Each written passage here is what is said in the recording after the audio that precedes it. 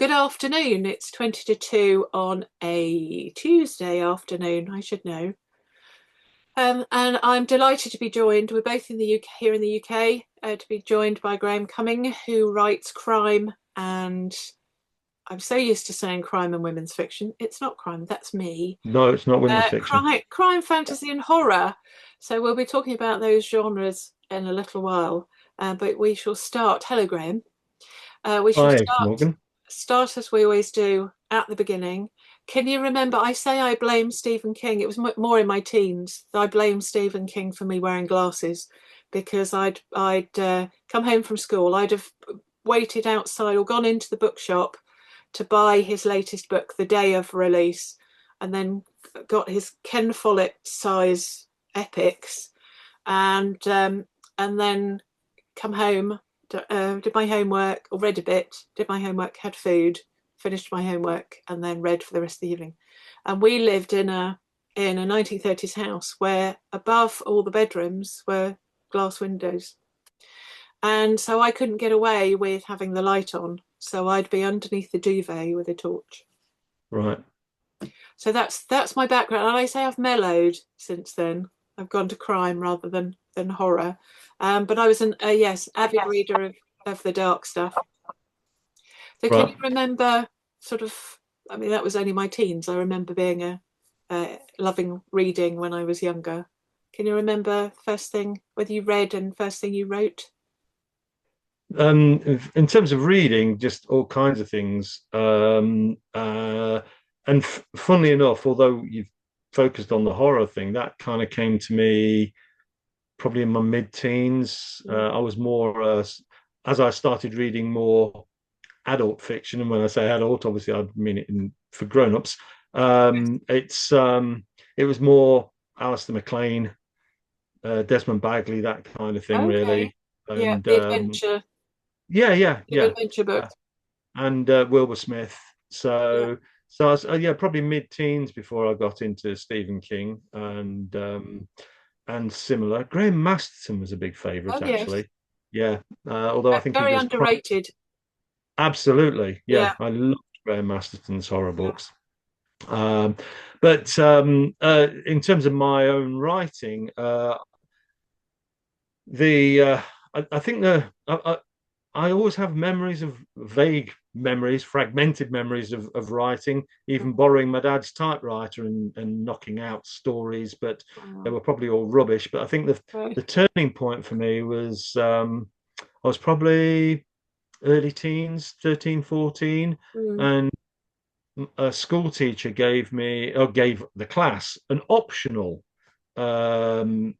homework assignment over the school holidays. I think it was Easter or something. So we didn't even have to do it. And it was just, we were just given a title, which was A Knock on the Door. Um, Always and so I interesting. remember it that clearly. And then when I got back, I'd done this assignment, and it was the longest story I'd ever written, Mm. which I couldn't tell you what the word count was, but it was something like 15 or 20 pages of an exercise book. Okay. Um, and that teacher was just, you could tell from her reaction, she was just Oh, blown away by what I'd done. Because up to yeah. that point, I'd clearly not stood out at all. No. Um, but she just, from then on, she was so supportive, and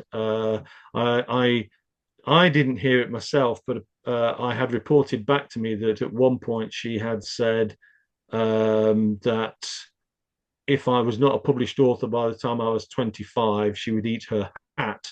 Wow. Well, so she so that's lots of encouragement, Yeah. and I'm sure Lovely. she worked her way through several milliners before, but How because you got there in the end? Did you keep in contact after you left well, school? sadly no. Although I did dedicate my first book Yeah.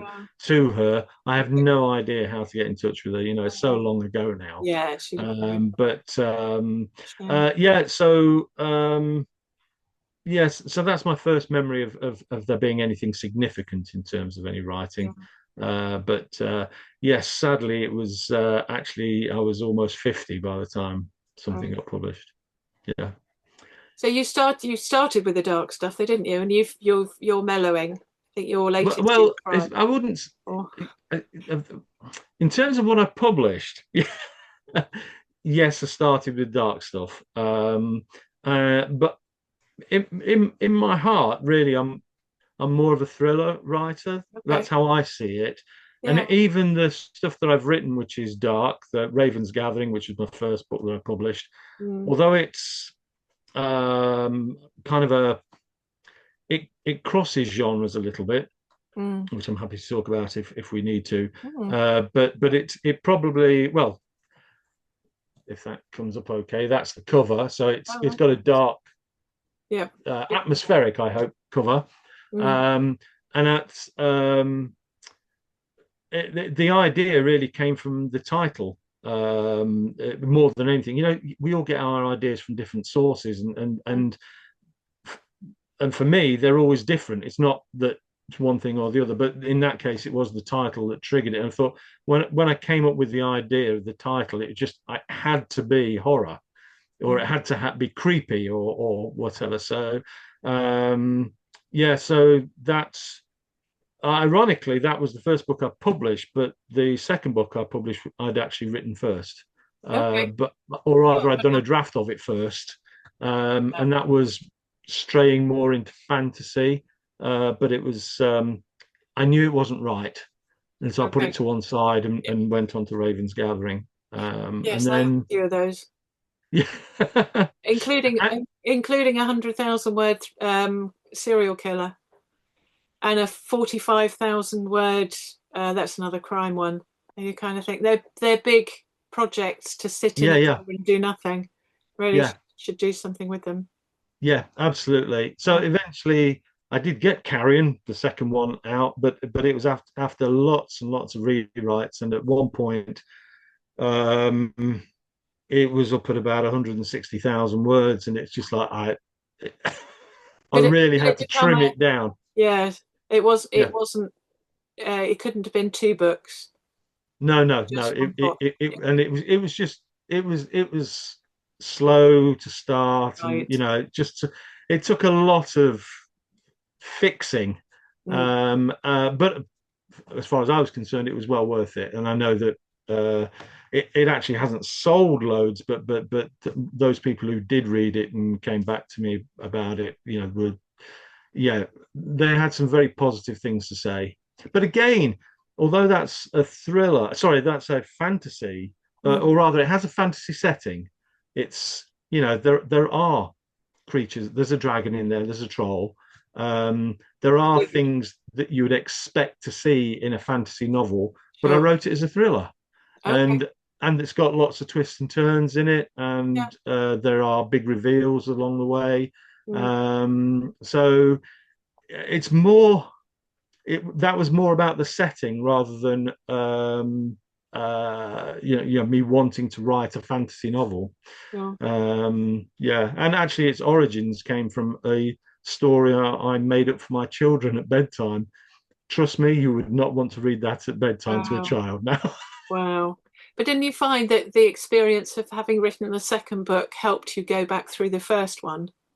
Oh yeah, absolutely, yeah, and I think in both cases, um, you know, I mean, when they came back from the editors, or the editor, there weren't more than one. There wasn't more than one. They It was crushing initially. And I think when I got the first one back, which yeah, Raven's Gathering came back from the editor, and it was just I spent 3 days sulking. Um, but I'd never had that experience before. Now I welcome the feedback. Now I really do embrace it. And oh, good, you've spotted that there's an issue there. And actually, funnily enough, I think the thing that stings the most is the thing that at heart you knew wasn't right. Yes. Well, And when it, a good editor will because I when I go through a book, certainly the first time, I go through it as a reader. So I'll yeah, put comments like, and I tried. there will be more constructive criticism than praise. Yeah. But there'll be every now and again it'll be love because you never sit down with your reader unless you know them. You're never going to get a reaction, so you don't know until they leave a review or they email you or something Yeah. Yeah. how they actually think, what they actually think about the book. Yeah. Whereas, so when I'm going through and I'll leave comments in saying love this, or even if it's just a tick that Yes. there's something that's Yeah. Yeah. really good, or Yeah. didn't see this coming or something. So I give feedback as a reader as well as, well, you've got too many R names or Yeah. Yeah. Yeah. So but the thing, whether it's human nature or, because I know it's not just me, but you might get 80% of it is praise, but you um, focus on the 20% that needs work on it, or you but it makes feel it is the a best book. criticism. Well, I Yeah. say I edit for the 100th reader because 99 won't notice something, whereas Yeah. there'll always be somebody who Yeah. will. Yeah. Yeah. And an editor wants, and you want your book to be as good as it can be. Absolutely. Yeah. Yeah. Because the last thing you want is for an Amazon review, or other book outlets are available, for a review to go up saying, "Oh, I found so many typos," or um, Yeah. Yeah. "Why did so and so have blue eyes in chapter 2, and then all of a sudden he's got brown eyes in chapter Yeah. Yeah. 27?" Yeah. And so you want all that picked up. So between you and when you finished a book, between you and the editor, is there somebody? Does Esther read it in between, or I know she doesn't Uh, write your well, genres, but yeah, you've mentioned Esther, who of course, is my partner, but she now she is my editor. okay, We've grown up enough that it won't affect our personal relationship. But I do have author friends who I will send early drafts to for beta reading and feedback. So yes, I want feedback. I want to get it as tight as I can before it goes to an editor, who will then, of course, pull it all. tell me what else I've missed Yeah, and pick up on those things, because you need an editor. There's no two ways about it. yeah, If you are absolutely. if you've invested so much of yourself in that thing and you get so Mm, immersed in it mm, that you can't stand back far enough to see where the flaws are. yeah. You might see some of them, but you won't see all of Mm. them. Yeah, no, Uh, I have an editor for my books, yeah, because yeah, you need another professional opinion, yeah, yeah, uh, absolutely. and Yeah, you'll go, oh yeah, I knew that. Well, how did I miss that? yeah, yeah. Been through it So so many times. yeah, You do get, yeah, whatever the word is. Yeah, you get blind, bit blind to it. yeah, yeah. It's wood for the trees, really, isn't it? Yes. So yeah. So you have an in-house editor now. Who designs your covers? We've seen I one. Can we see the other two? Yes, sorry. So, well, actually, what I'll do is I'll hold. Yeah, so you've seen Raven's Gathering. Yep. The follow up, or not follow up, because there is a vague link, but they are two completely different kinds of stories. Carrion. Both of those were designed by somebody who I stumbled across, and I can't even remember exactly how, Hmm. online, who was based in America, Oregon, I think, if I remember rightly. Yeah. But sadly, there was a bit of a gap after Carrion and coming on to Borderline, which I'll come Oh, back to in a second. yep. And I cannot find this cover designer, Oh, who did an absolutely brilliant job. yeah. We spent more time debating the fonts for my name and the title because she got the image right so quickly. Mm, yeah. Um, and then when I was looking for another one, I actually spoke to, or I contacted a few people, and Tony Forder recommended Cherie Foxley, or trades as cherryfox.com. Right. And she's been brilliant. Yeah. So we've got Borderline, which is the latest. Mm, And although I can't show you it because it's not been produced yet, my next book, she's done the Renegade. That's all ready. I'm just waiting to finalize that ready for publication, hopefully in a month or so. It's interesting how I've noticed in the first two covers, because I for my books I have my name at the bottom, Yeah, and yeah, I'm just looking at them all. Yeah, they are. They're all at the bottom, um, and and the likes of Lee Child. I'm talking about this with somebody yesterday.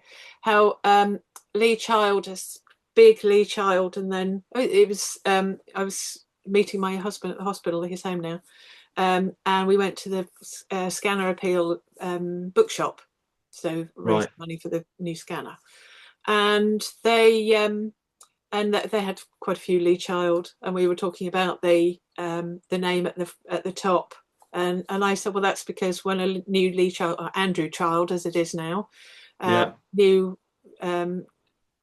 brother child book comes out, that people don't really care what it is. It's probably going to be another Reacher, but they don't. It's they've written it. It doesn't matter what it is.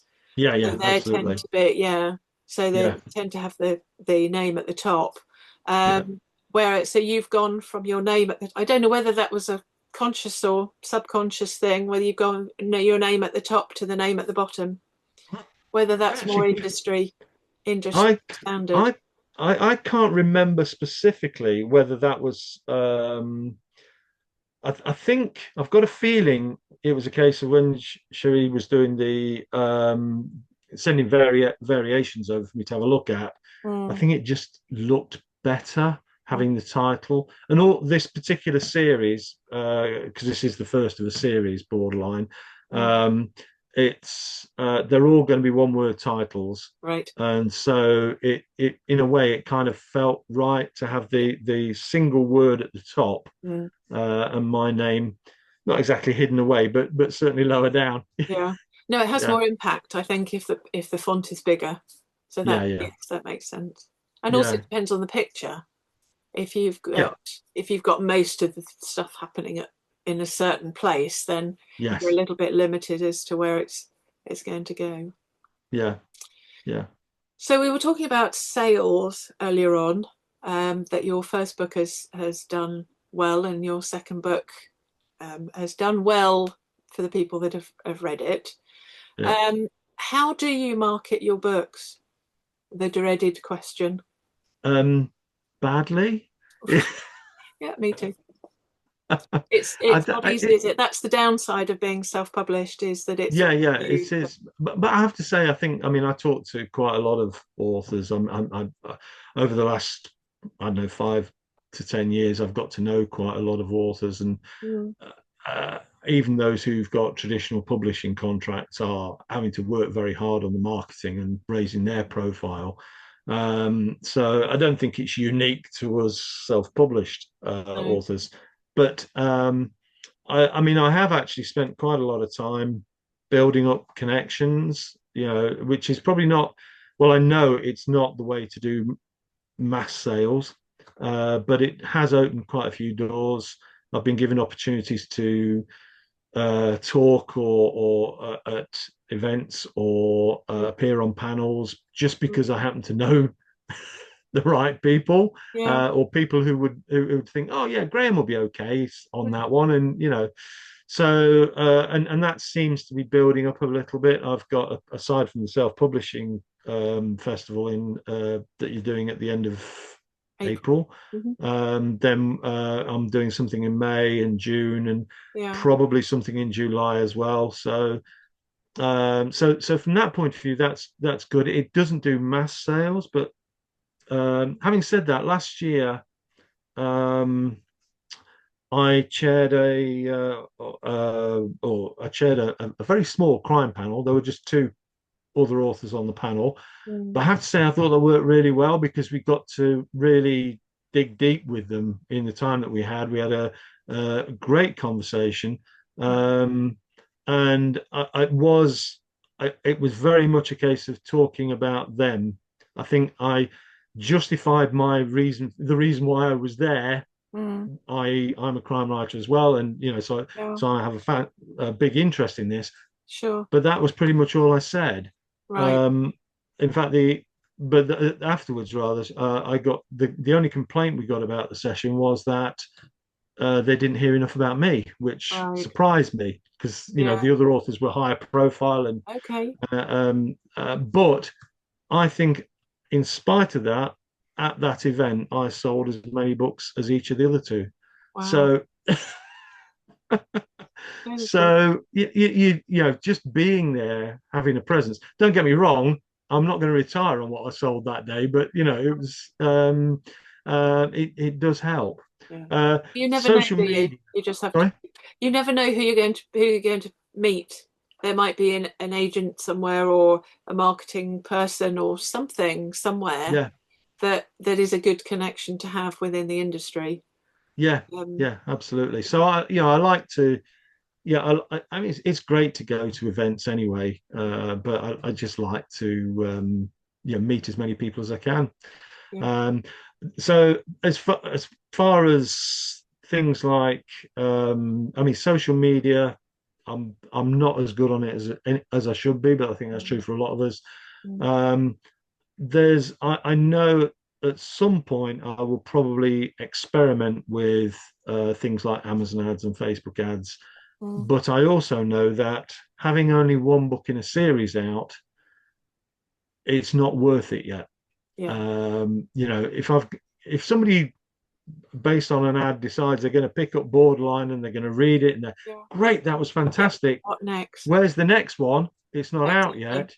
Well, they do say I joined Brian. There's a chap called Brian Cohen, Brian with a I'm Y. aware of Brian Cohen. Yeah, Yes, in America, and I joined his author ad school.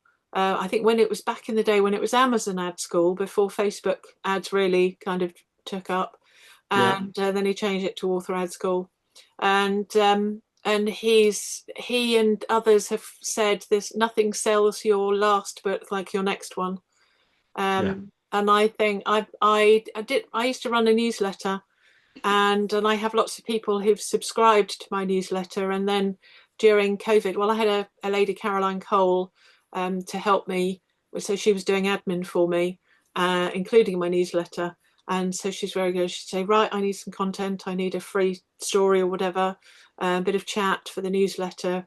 And then she'd arrange add on the new people and send it all out and so on. yeah, And since then I've still been from I get people from my website signing up to I have three: crime, women's fiction, and non-fiction about writing, and so potentially three a month. And I haven't done that since 2021, 22, something like that. So I still yeah, have people signing up to it, and it's on my list. It's on my list to do. But I think that the newsletter is the way to go. People sign up, and there's Substack and all those, which I'm going to look into. yeah, yeah, Whether that's an easier way, I don't know. yeah, And it's because that, and as Brian and co, his gurus, rightly say, if Facebook goes tomorrow, if not Amazon necessarily, because we want Amazon to stay for our selling our books, yeah, but if social media, something happens to social media, there is talk now of there being a lower age limit on it. Whereas you are contacting directly with your yes, readers, and yeah, they've yeah, signed up because they're interested in you and they want to know what you're doing. yeah, Um, and so I think it is, and the reason why I set up these spotlights is because it is about the author reader relationship. yeah, Whereas on Facebook, I belong to 600 and something, or a member of 600 and something Facebook book groups, which is far too right, many. uh, And when I set up the book festival, I was promoting the January all day event, and I got to the point I was doing, I think, no more than three an hour, and that was kind of every now and then throughout the day, sort of every day, but it wasn't even three an hour every day, all day. yeah, And I got put in the sin bin, and I was posting different variations, but I was clearly doing it too much. So I was in literally the week before the festival, I was in Facebook sin bin, where I could only post in groups I owned or on my yeah, profile. Yeah. and I got nothing. I got nobody saying, "Oh, I saw your adverts in the Facebook group." Had no comments, no like. Well, no, I don't think I even had any likes. And so I spend a lot of time, even though it wasn't go and buy my book, because you see a lot of those, and so many Yeah. of Yeah. them are book promotion groups where everybody's just saying, "I've got a new book out," or "I've got a 2-year-old book. Please go and buy my book," Yeah. however subtly they're doing it. And it's too saturated. If there were Mm. 10 groups, and you think because a group has 35,000 people in it, that your advert's going to be seen by 35,000 people. But if you've got 350 people a day, say, as 1%, did I say 35,000? Yeah. Close enough. 350 people saying, "I have a book, this is the link, go and buy Yeah. Yeah. it," or "Go and have a look," or that's yours will be at the top for whatever that is, a minute, Yeah. or well, a bit less than a minute, a bit more It, than a minute, 2 or 3 minutes, and then it's gone. Then it's yeah. just replaced by somebody else saying, "I have an ebook out." Yeah. And so I've rapidly come to the conclusion, and I've every now and then I'll dedicate a bit of time to it, and I just think, no, it just it's building relationships, Yeah.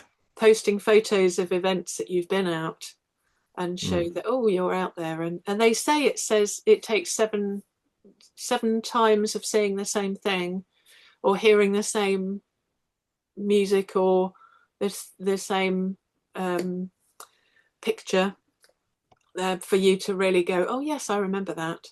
Yeah. So if you do one in a group, you have to then rely on somebody seeing the same thing in half a dozen times. And so it's not easy. It really isn't No. easy. No. But I always say a So successful writer is one who didn't give up.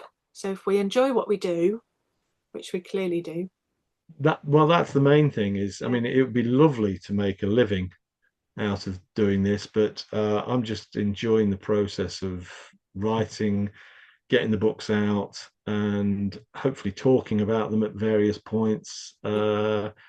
And even better, every now and then somebody talks to me about it and read one, and I mean, I Oh got yes. this is just Raven's Gathering came out 13 years ago, Mm, and about 3 weeks ago, I had a phone call unrelated with somebody, and he said, "Oh, at the end of the phone call, we did just talk through everything else. It's a bloke I've never spoken to before, mm. but it turned out his mum, who I did know, had bought him a copy of Raven's Gathering, and he'd read it a year ago, All and he right. spent 10 minutes at the end of the phone call Mm. telling me how much he'd enjoyed it. More Oh, importantly, why he'd enjoyed it, right. because."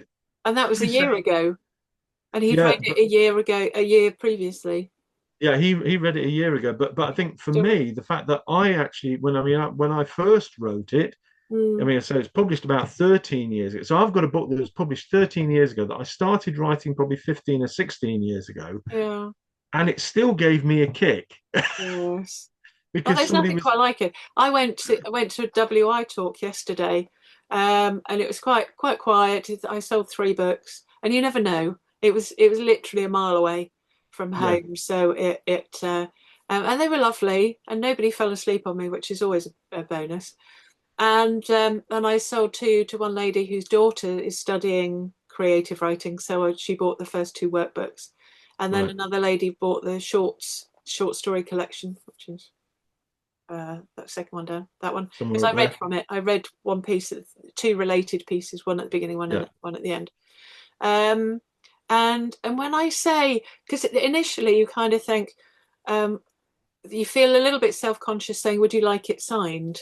But it's like it's a big bonus. Oh, we're gonna have a yeah, signed book by the author, yeah, yeah, and they're chuffed a bit. So the lady who bought the shorts bought it for her and another lady in the group.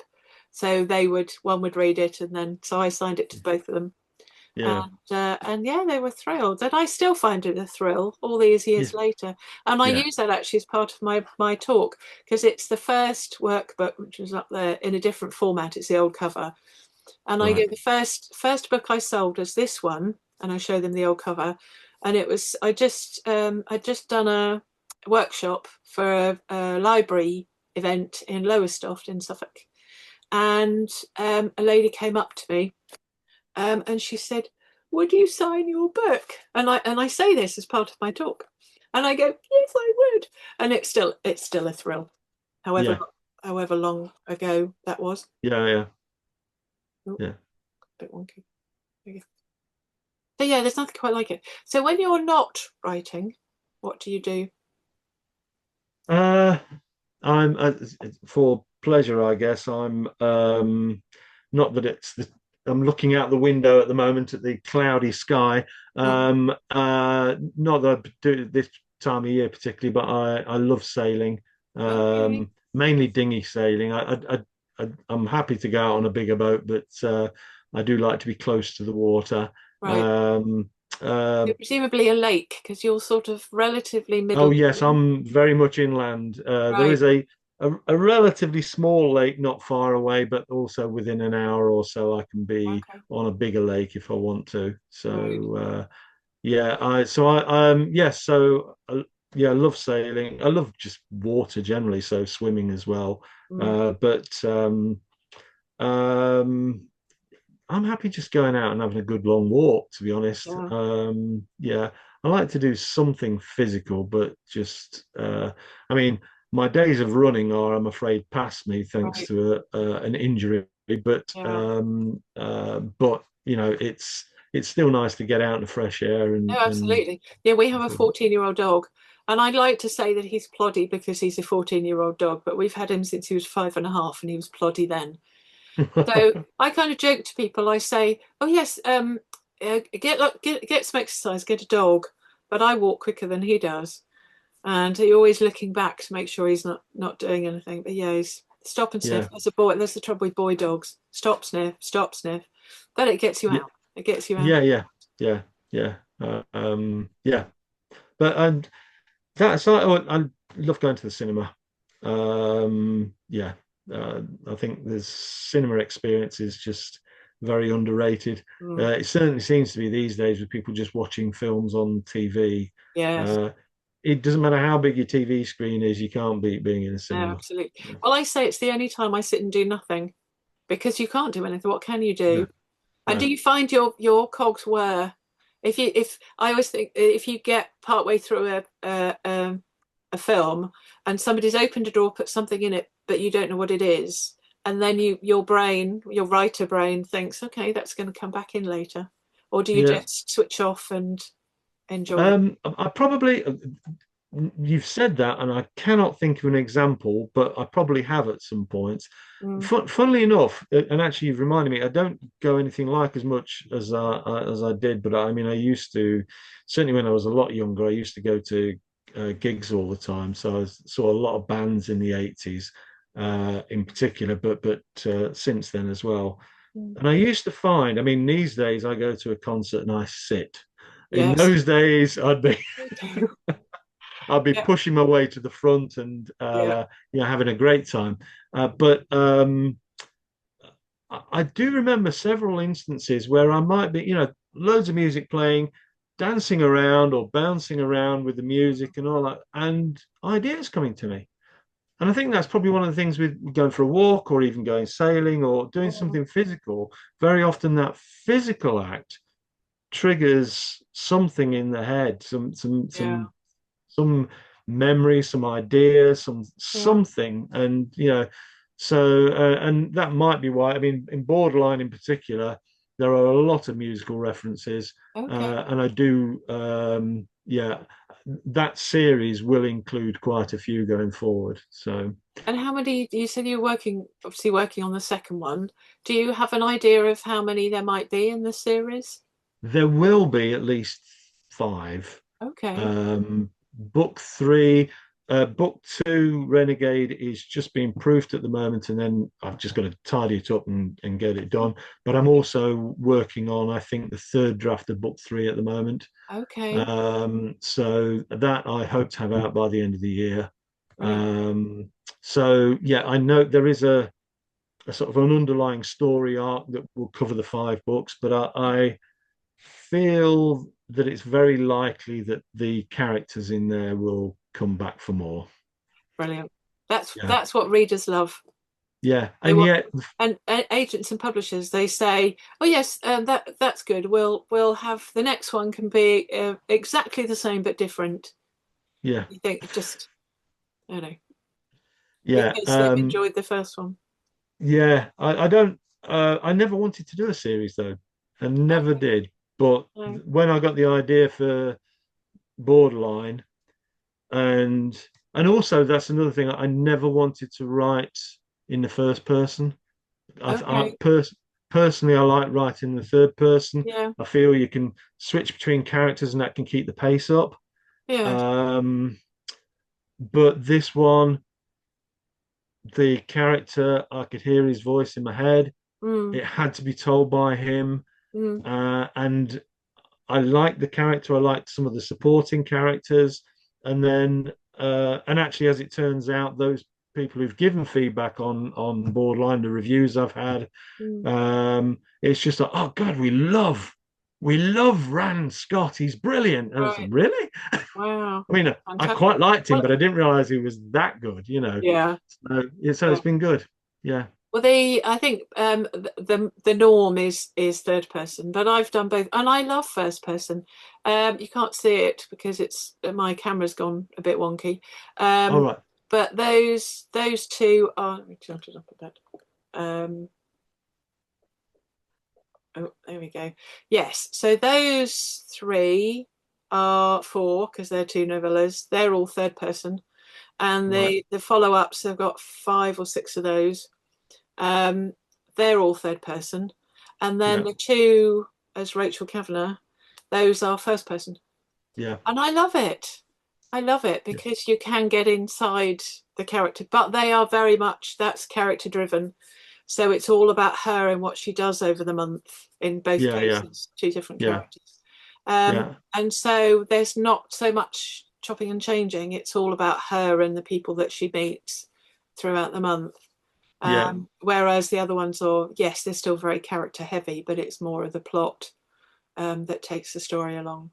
Yeah. And again, because as I said, even though Raven's Gathering and Carrion aren't obviously so, they are thrillers, and those were, you know, I felt the need to keep the pace up to be able to Mm, switch from one character's what they were doing over to another one, and it just sure. as their paths converge, that builds up pace, momentum, and Mm, tension, and so that was great.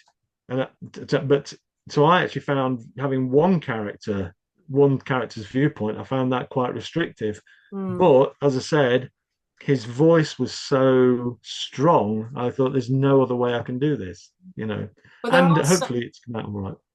there are some books that alternate. I can't think of it. There's a local author, begins with a J, Judith Allnut, and I can't remember if it's her first or second. I think it was her first book, and she alternates. It's mother and daughter, and the mother's not around Yeah. anymore. She died, Mm. and so we learn things. So it's the daughter afterwards, and they alternate between third. So third person is the daughter, and first person is the mother, Yeah. and that works really well. So they Yeah. alternate chapters Yeah. throughout Yeah. throughout the book, and you learn more about them um, as the book goes on. Yeah.